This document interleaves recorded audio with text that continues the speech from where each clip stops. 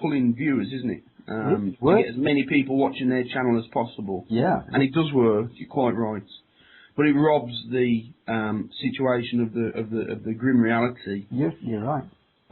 Which is troubling. But at the same time, you know, working in the media, I understand, as do you, that it is essential to get viewing figures, because without viewing figures or without people buying the newspapers, you know, those companies, those organisations just cease to exist. I mean, there's a fine line to tread, isn't it? It is a fine line. I mean, surely the kind of nature of what's happening should be enough to capture people's attention, but people being people the way they are, now they need even more, and it needs a kind of movie element to make sure that people's attention is gotten hold of.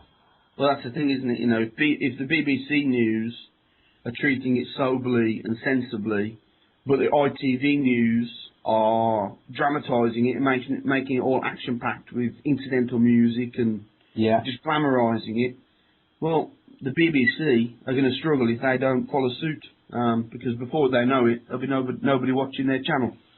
We should absolutely, yeah. So it's a tough call, and one that I don't think we've quite got to grips with yet. The second point you made about the fact it's doubly shocking almost because of where this occurred. You know, if this was an attack in Los Angeles, or let's say even inner city Manchester or Glasgow or London, whilst it would still be devastating, it wouldn't necessarily be surprising.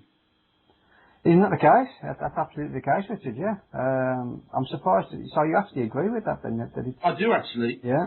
I do actually. I totally agree with you on this one, Nathaniel. Wow. The one point that I would like to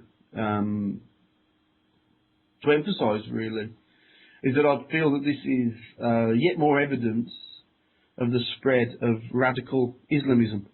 I was wondering when that was going to pipe up. We were doing so well, weren't we? There is clear evidence.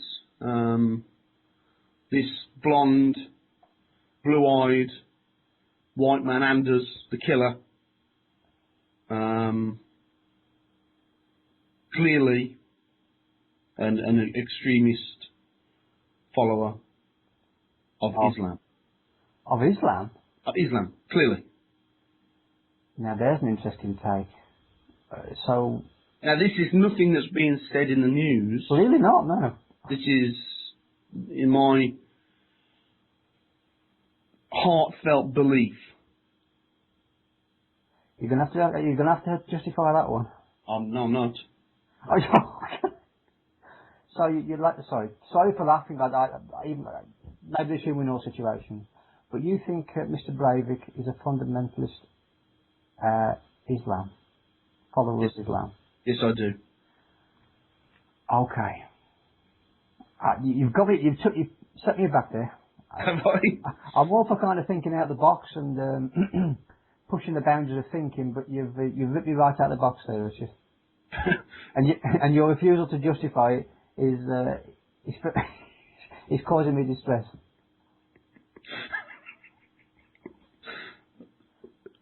You think he's a fundamentalist Muslim?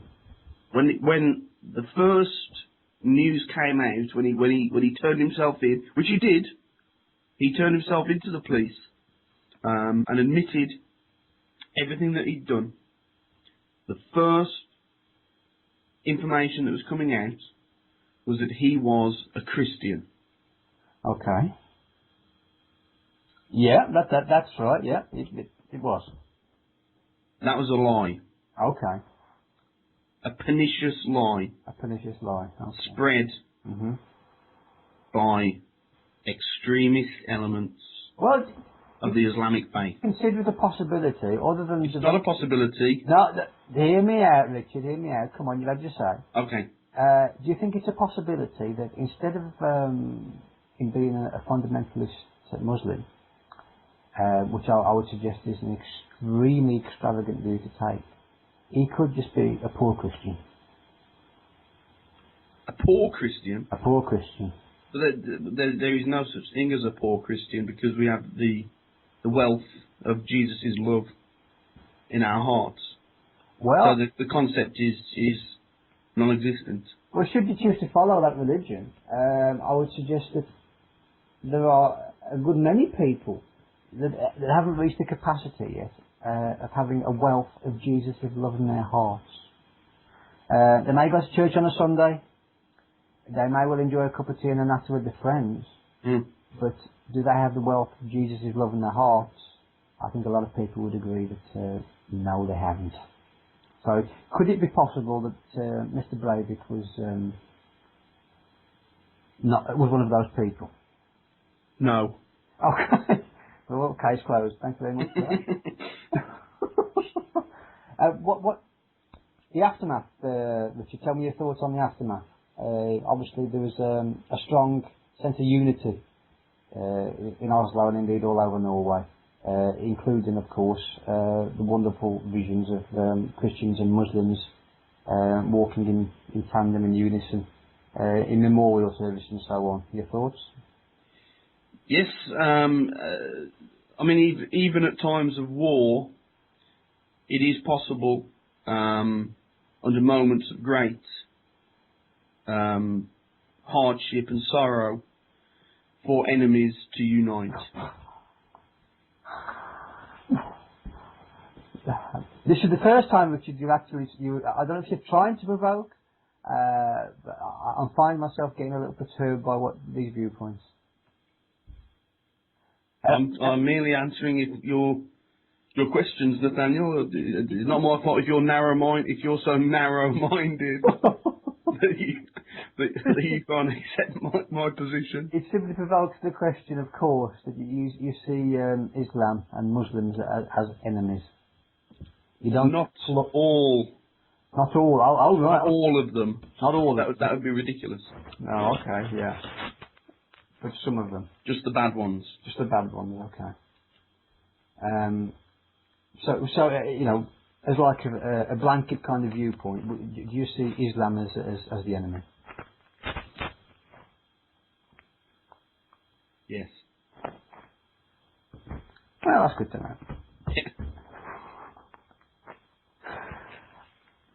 And that's all from Passive Aggressive Film Reviews this week. We hope you'll be back next week when I think we'll be talking about Captain America, and we'll also pick a film from the past which we haven't talked about yet. Okay. Thanks for listening. Goodbye. I need a spliff. Goodbye.